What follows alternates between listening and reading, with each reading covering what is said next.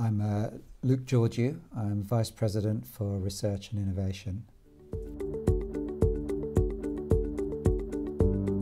For me, open knowledge means that knowledge which has been publicly funded should be freely available to all users with only minimum transaction costs, and that knowledge should be sufficiently documented so that the users can make full and complete use of it.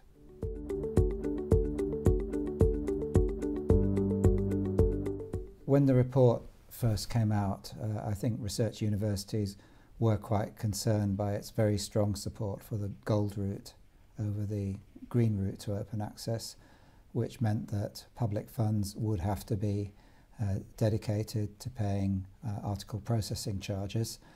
As it has turned out, the financial pinch has been slower in coming than we expected, but it nonetheless, that is happening, and in the meantime publishers have been making even larger profits through double dipping, where subscriptions have not reduced as a result of open access. So the Finch report was a good step on the road, but I can't imagine that it could be the final solution to where we're trying to go.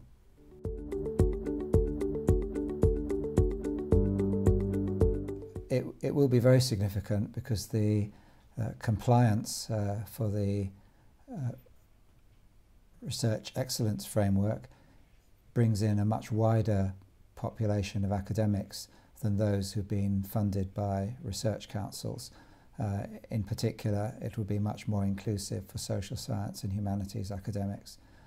The other big difference is that it is much more neutral between the gold and green routes, and I expect as a result that it will provide a major boost for the green route to open access. Well, my personal experience as a researcher is that having your outputs open access is highly beneficial. We clearly want our research to be read by as many people as possible, and in the end, when people read it, they use those results, and they're also likely to cite your papers. So you get reputational benefit, and you get the wider satisfaction that your work is penetrating much more than it would otherwise. There is a very good reason for making the data underpinning publications available. It allows us to check the validity of results, to check the reproducibility, and indeed to take that work further on. I do think we need to draw the line though on open data, because the cost implications could be horrendous if every bit of data that trailed through a research team had to be made available in the proper documented way that an open data approach would demand. Well, from a research perspective, the university's strategy wants to position us as one of the world's leading universities.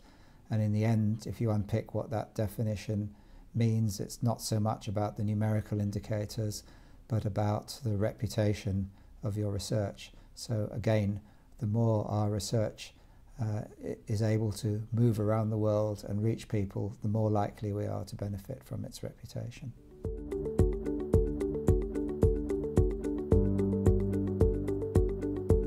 Well, so long as these publishers maintain the same standard of peer review, it can only be welcome that the world of publishing is opened up.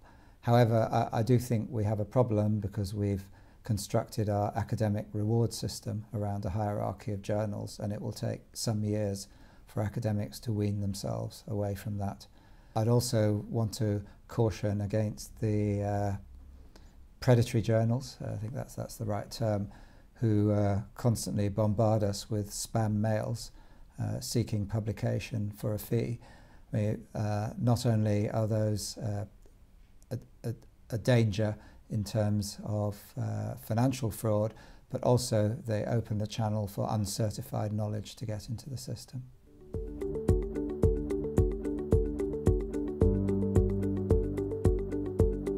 I think a journal like PLOS would be very open in who is engaged in producing it, in the peer peer review processes that go on, which don't have to be conventional peer review processes. There's some experimentation going on there. And of course that there is a proper track record of the whole process from submission to publication.